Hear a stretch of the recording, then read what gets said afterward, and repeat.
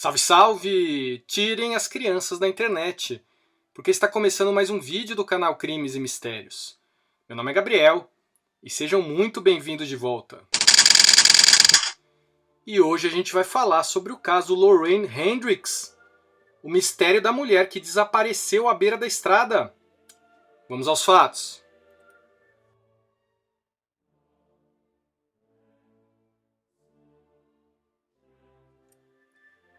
Lorraine Marie Dombrowski nasceu no dia 3 de outubro de 1946, na cidade de Stamford, no estado norte-americano de Connecticut. Ela era filha do militar Frank Dombrowski e da dona de casa Josephine Dombrowski. Conforme cresceu, Lorraine se mostrou uma criança cada vez mais inteligente e muito bonita. Ela começou a frequentar e vencer diversos concursos de beleza para meninas em todo o estado de Connecticut. Lorraine também desde cedo mostrava uma paixão muito grande por animais. Ela costumava resgatar animais feridos e levá-los para a casa dos pais para cuidar deles. Se encontrasse animais mortos, ela providenciava para eles um enterro que considerasse adequado. Antes dos 20 anos, Lorraine comprou uma velha égua por $50 quando descobriu que ela seria abatida para consumo. A égua, de nome Flicka, já estava bastante debilitada e doente. Mas Lorraine cuidou dela e, contra todas as expectativas, Flicka viveu mais 20 anos ao lado da dona. No começo da década de 1970, Lorraine se mudou de Connecticut para o condado de Broward, na Flórida. Ali, ela começou a se dedicar a outra de suas paixões, o karatê, e acabou se tornando faixa preta em poucos anos. Também voltou a participar de concursos de beleza e chegou a posar para uma campanha publicitária chamada Arrive Alive, da Patrulha Rodoviária da Flórida, que divulgava questões de segurança em viagens de automóveis. Essa foto, vista hoje, não deixa de conter uma amarga ironia, como a gente vai ver mais pra frente. Ainda na década de 1970, Lorraine conheceu um homem de nome Frederick Hendricks, que trabalhava na companhia aérea Eastern Airlines. Eles começaram um relacionamento e acabaram se casando em 1983, quando então Lorraine adotou o sobrenome do marido, Hendricks. A essa altura, ela já trabalhava na área de publicidade dos hospitais Hillman Bennett e University Community. Mais tarde, ela se tornou diretora de publicidade de um terceiro hospital, o North Broward Medical Center. Entretanto, quando sua filha Catherine nasceu, ela abandonou o emprego para dedicar-se exclusivamente à criação da menina. Em 1986, Frederick, seu marido, conseguiu um emprego na empresa de seguro de saúde Blue Cross Blue Shield, sediada em Jacksonville, também na Flórida. Assim, a família acabou se mudando do condado de Broward. Lorraine achou a mudança positiva, já que considerava Jacksonville mais segura que a cidade onde viviam até então. No início de 1990, o casamento de Lorraine começou a passar por turbulências. Um dos pontos centrais dos constantes embates que tinham era o modelo de educação de Catherine, a filha do casal. Enquanto Lorraine fazia questão que a menina fosse criada em uma escola católica, Frederick se opunha, sustentando que a educação da criança deveria ser laica. A divergência foi tamanha que ambos decidiram se divorciar, e Frederick acabou saindo de casa. Em março de 1990, em meio a um conturbado processo de separação, Lorraine começou a focar sua vida social nas amizades que mantinha na Flórida. Por essa época, ela recebeu a notícia de que uma de suas melhores amigas dos tempos em que vivia no condado de Broward, uma mulher de nome Carol Worley, iria se mudar do estado, de modo que planejou fazer-lhe uma visita.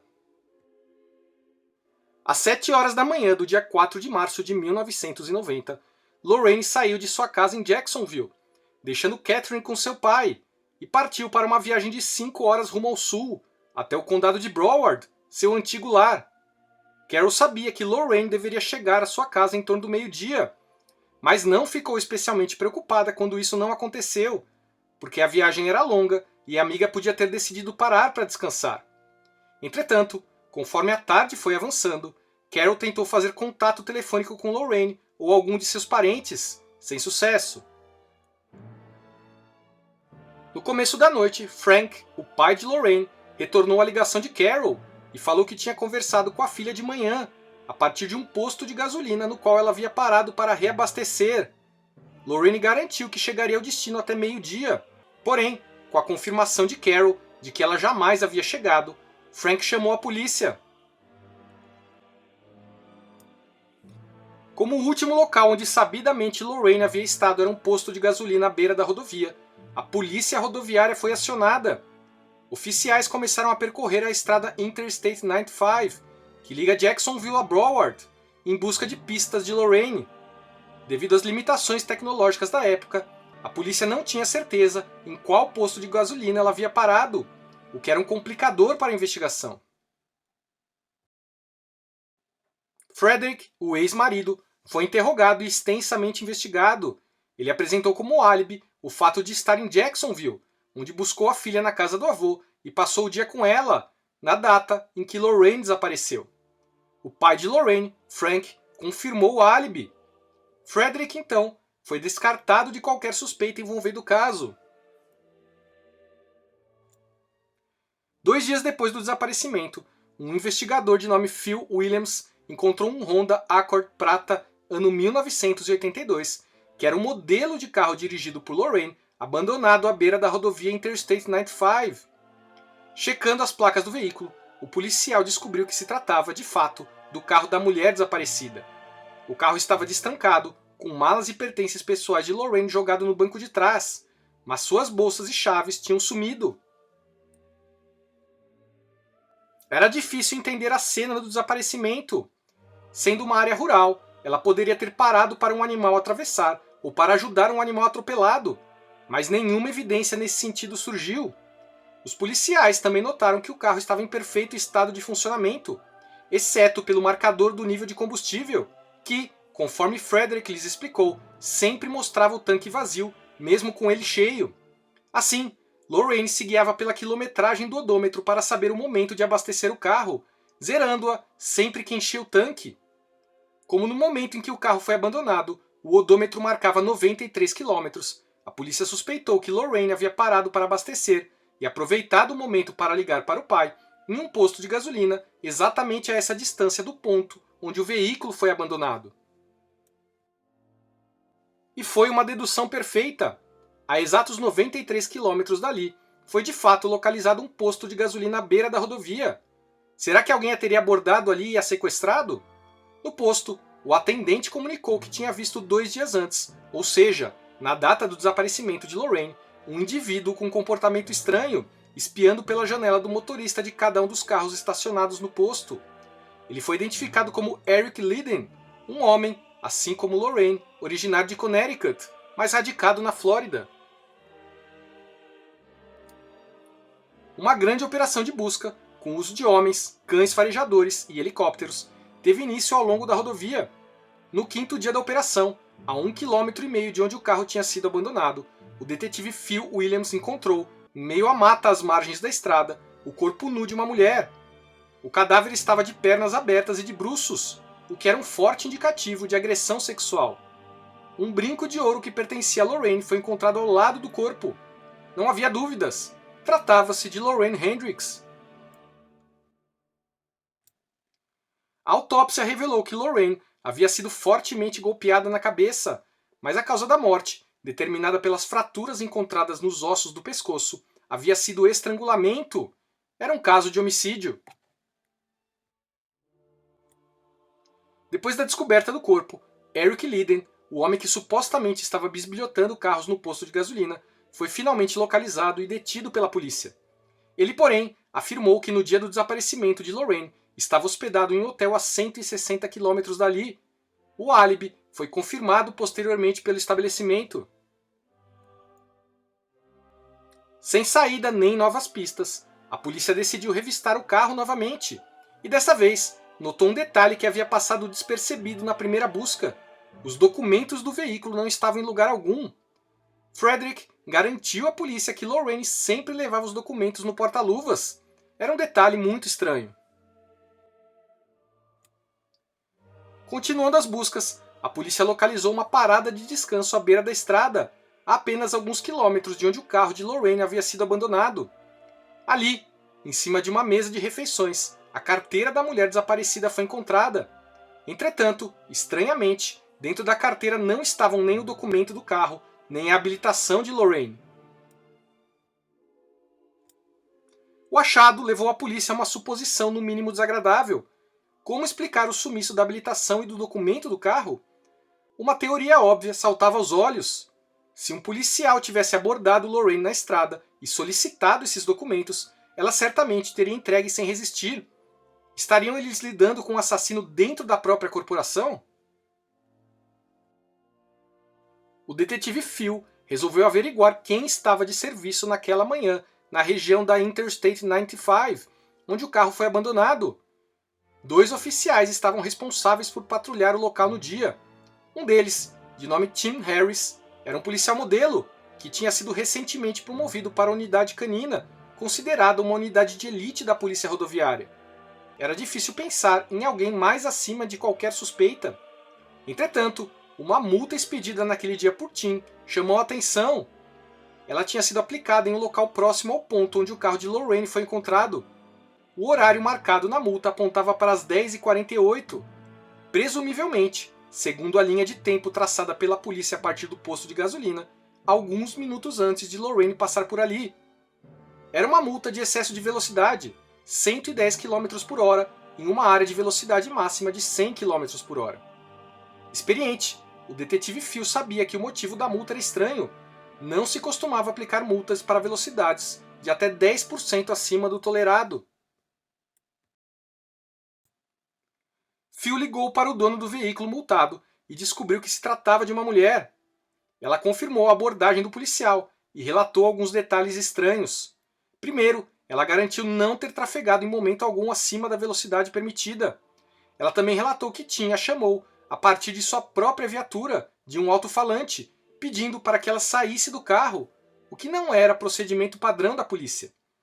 Ao deixar o veículo, ela se sentiu observada pelo policial e teve a sensação de que, quando ele notou que ela estava visivelmente grávida, a deixou seguir em frente. Enquanto isso, a notícia do assassinato de Lorraine se espalhava pela Flórida. Em Jacksonville, uma mulher de nome Sandy Westendorf viu a notícia no jornal e comentou o ocorrido com o marido, que simplesmente olhou a foto de Lorraine e disse que ela era bonita. O marido de Sandy era ninguém menos que o policial Tim Harris. Tim e Sandy haviam se conhecido durante uma abordagem policial no trânsito. Porém, em março de 1990, a exemplo do que acontecia com Lorraine, ambos passavam por um complicado processo de divórcio, pois Sandy havia descoberto que Tim a estava traindo justamente com uma mulher que ele também havia conhecido durante uma abordagem policial no trânsito. A fama de Tim de usar o trabalho como pretexto para se aproximar de mulheres bonitas estava se alastrando. Tim foi interrogado por Phil sobre a multa dada à mulher grávida. Ele confirmou o fato, mas negou ter parado Lorraine logo em seguida. Ao invés disso, disse ter ido até a cadeia local, levar um motorista alcoolizado para ser preso em torno das 11 horas da manhã. Esse álibi, seguindo a linha de tempo traçada pela polícia, o colocaria fora do local do desaparecimento de Lorraine no momento em que ela parou o carro à beira da rodovia. O caso esfriou. Algumas semanas mais tarde, Sandy, a esposa de Tim, acionou a polícia. Ela afirmava que tinha expulsado Tim de casa por conta de sua infidelidade, mas que ele havia invadido a residência no final de março, armado e aparentemente alcoolizado. Ele algemou Sandy e apontou sua pistola de serviço contra a cabeça da mulher, ameaçando matá-la. Sandy conversou longamente com Tim, acalmando e garantindo que, se ele a deixasse viver, ambos voltariam a ficar juntos. Depois de ser aplacado pelas palavras de Sandy, Tim a soltou e a deixou ir. Ela então imediatamente o denunciou à polícia. Já desconfiados do seu relacionamento com o desaparecimento de Lorraine, os detetives resolveram reinvestigá-lo. Nesse momento, eles fizeram uma descoberta que mudaria os rumos do caso. O relatório policial que indicava que Tim tinha estado na cadeia, prendendo o motorista bêbado às 11 horas da manhã do dia do desaparecimento de Lorraine, continha um erro de transcrição. Isso significava que havia sido outro policial, não Tim, a efetuar a prisão. seu álibi instantaneamente desmoronou. Pressionado, Tim acabou confessando ao promotor distrital Bruce Colton o que realmente aconteceu à beira da Interstate 95 naquela manhã de março. Tim disse que abordou Lorraine porque ela estaria dirigindo de fones de ouvido. Tim a achou muito bonita e parecida com Sandy e acabou puxando conversa, quando então descobriu que ela também estava passando por um divórcio. A princípio, Tim insistiu que havia levado Lorraine até a mata e feito sexo consensual com ela. Entretanto, diante da resistência do promotor em acreditar nele, Tim finalmente confessou que a estuprou e a estrangulou com a calcinha, com um macabro detalhe de que, durante o ato, ficou repetindo o nome da sua mulher Sandy. Toda a confissão foi gravada por Bruce. Tim foi preso e acusado pelo assassinato de Lorraine. Para o tribunal, Tim se declarou culpado de assassinato em primeiro grau. O juiz do tribunal do circuito de Rio Indian Vocel o condenou à prisão perpétua com pena mínima obrigatória de 25 anos. Tim concordou em não apelar de uma decisão que permitiu que sua confissão fosse usada como prova.